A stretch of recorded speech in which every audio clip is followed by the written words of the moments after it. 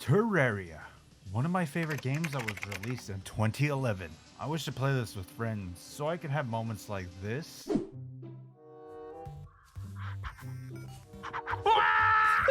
But instead I'm doing this one alone.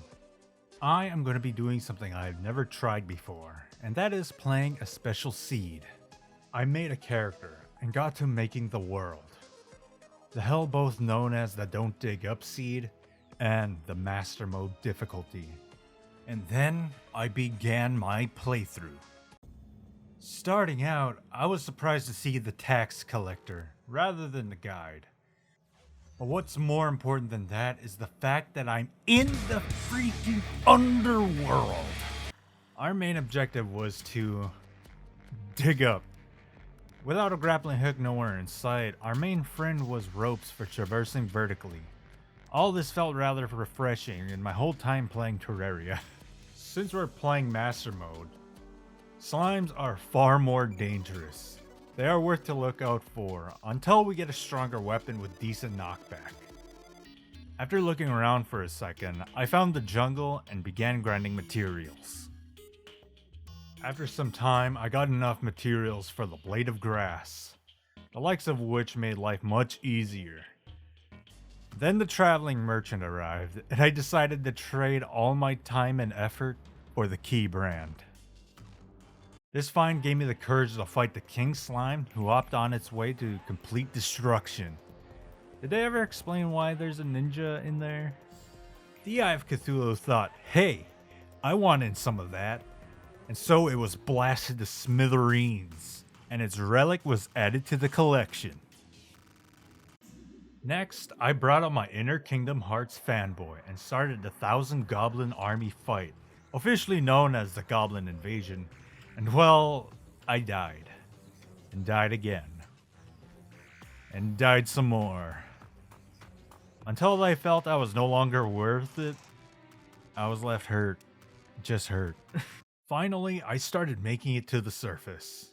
I was shocked by the amount of corruptors, and not having enough power at hand, I was quickly mauled. But I was undeterred, which was a mistake, as I found nothing but death. I switched my sights from exploring to fighting. And where at, you say? Well, the hive in the jungle. I spent the next hour creating an arena to fight the queen bee. Thanks to the Eye of Cthulhu shield, it made the fight quite easy. Dodging her attacks and armed with the boomstick, I came out with the dub. I have no idea where I got it, but here's my permanent companion, Spiffo. They will now be present the entire video.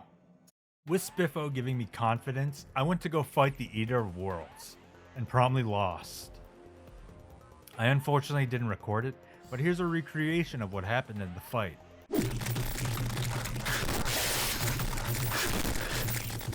With relic in hand, I added yet another in my collection. The Nightmare Pickaxe achieved, I went to go get Hellstone, a much needed upgrade. I finally felt strong enough to explore the surface, and I found the Jungle Temple and the dungeon. I fought Skeletron, and as you see here, I didn't have any trouble. I began exploring the dungeon to try to find the Muramasa and Cobalt shield, of which I only found the sword, giving me the ability to craft the Knight's Edge. I was going about my business in the caves when I found a skeleton willing to sell me some bread, which was delicious. Feeling overconfident and the need to beat every pre-mode hard boss, I went to go fight the Deerclops boss. Admittedly, I won in a way I didn't like, but a win's a win, and the relic was added to my collection. Nearly every pre-hard mode boss slain, I challenged the resident bully in my local area, the Wall of Flesh. This ended in failure, and I went home in bruises. Feeling like my loss was bad luck, I fought it again, and I beat it, but the items disappeared. What is up with that? After destroying the Wall of Flesh yet again, they gave me their possessions. I now had the ability to get the hard mode ores. Since the whole of the surface is corrupt, I was rather unsure if the hollowed biome was a thing in the seed. And with a little exploring, I found out that there is. I tried to fight the queen slime, and as you can see here, I'm in the wrong biome. And I was completely unsure if it would work, but a little Google search fixed the problem. Having a peaceful stroll in the hollowed area, the destroyer thought it was a good time to demonstrate how it got its name. I created a decent sized arena in the hollow, and began fighting the queen slime.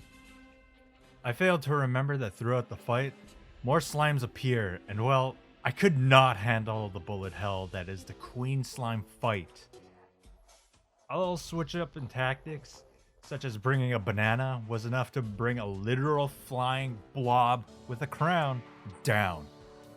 After the royal slime was taken down, I went down into the dungeon before it became harder to deal with, so I can get the cobalt shield to make the Ankh shield. Because I just could not handle the buffs anymore, but before I could even start making the shield, a blood moon happened, and the twins decided, hey, I'm gonna show up too, and they turned me into ash and left. In a fit of anger, I showed that the destroyer should have been named the Destroyed, and obtained enough hollowed bars to make the Excalibur. And in my invincible state, I fought the Skeleton Prime, and it quickly showed me that I am still human. Installing a heart statue for the little bits of health was enough to turn the tides in my favor, and Skeletron's relic was also added to the collection. The twins gave me some trouble as I tried my usual tactics, and none of which worked, leaving me to resort to getting the megashark. Foolishly thinking that sharks would spawn at the edge of the world, you know, where the ocean is. I had no luck, no matter how long I waited. I waited so long, the pirates invaded my beloved underworld, and they proceeded to plunder as many lives as I was willing to give, and left me with no dignity. Hope slowly leaving me, I was aimlessly wandering the underground, and that's when I seen a glimmer of hope.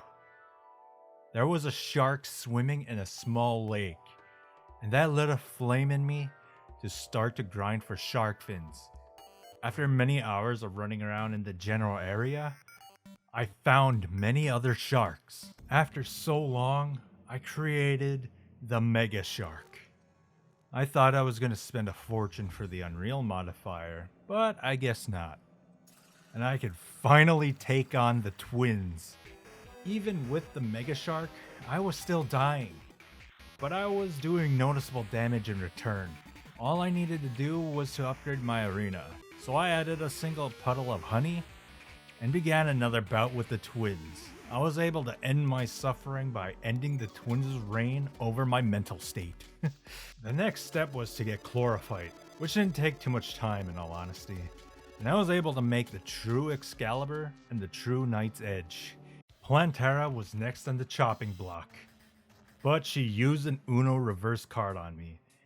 Starting another game with her, I was able to +4 her into oblivion.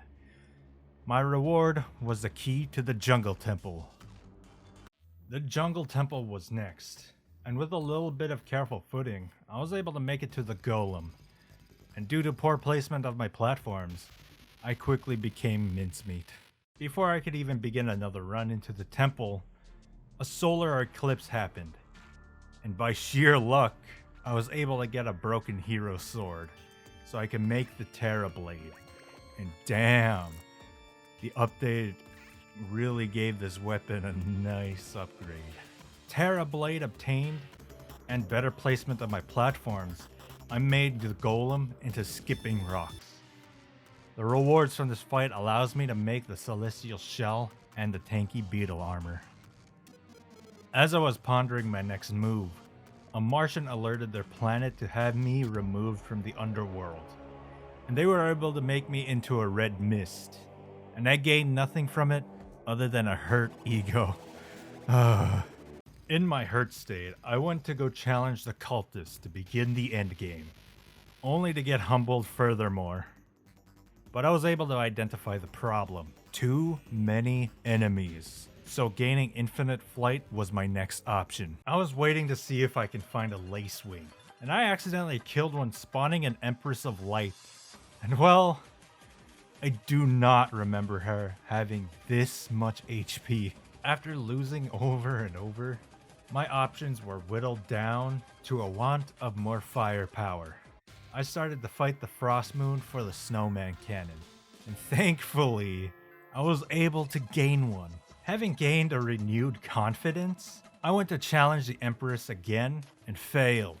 But after a few tries and another change to the arena, I squeezed out a victory and got my infinite flight. With more firepower gained, I went to go show the cultist my wrath, and he couldn't handle the flames. Upon his death, the pillar event starts, and the end begins to loom. I began with the closest one, which happened to be the Stardust Pillar, the easiest one of the bunch. A little bit of flying and flailing about, I killed one of the 4. I went to the next closest one, which happened to be the Solar Pillar, the worst one in my opinion. But this time around, I stayed locked up in a room slaying whoever came up close to me. Since flying around in the vicinity of the Danger Noodle basically gets you killed. All in all, the Solar Pillar was taken down with relative ease, which gave me the necessary fragments for the weapon Solar Eruption. The Vortex Pillar in my sight next, I taught it the Alt F4 internet hack. Then the Nebula one was last, and this one gave me the most trouble with having to back away to heal and getting killed by the pink balls that just follow you around for what feels like an eternity. However, with patience, even the Nebula Pillar couldn't grasp hold on life. And now, the last boss was coming for my life. Thankfully, I prepared a nice long arena in my homeland, and waited as the anticipation built up just perfectly. The Moon Lord spawns in, and the fight began. Which I was quickly killed. Since I didn't hear no bell, I called him back for round 2.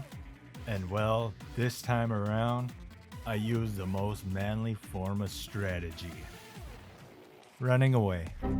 A strategy for Moonlord I find to be most effective. And Moonlord fell by my hand. I opened my last goodie bag, and I got a rather fitting outfit for the end of this adventure. So that is how I defeated the Don't Dig Up Seed and became the ruler of the underworld. See ya next time.